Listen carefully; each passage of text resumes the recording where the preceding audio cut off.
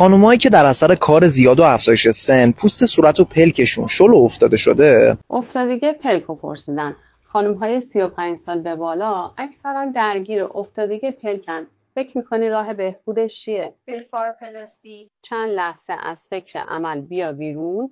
حداقل این لحظه که اینجا هستی من میخوام یه پماد معجزه بهت بگم که اگه بهت نتیجه نداد همین الان زنگ بزن وقت بلفارپلاستی بگیر. دارم بهت میگم این پماد با این تفاصیل که اصلا نه برات عوارض داره نه جای ضعف و بخیه برات میمونه، تازه چشمات هم درشت میشه.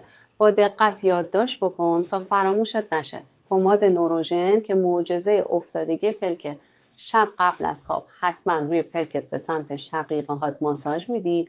2 هفته که بگذره، فقط و فقط 2 هفته، تاثیرش رو میبینی که چه معجزه‌ای واسه افتادگی پلکت به وجود اومده. اصلا برمیگردید به همون تنظیمات کارخونه پوستت، به 20 سالگیت برمیگردی. اگر میخوای قیمت و اطلاعات بیشتری راجع به این کرم بدونی، عدد 5 رو همین الان بر من کامنت کن و پیجمو فالو داشته باش تا پیام به دستت برسه.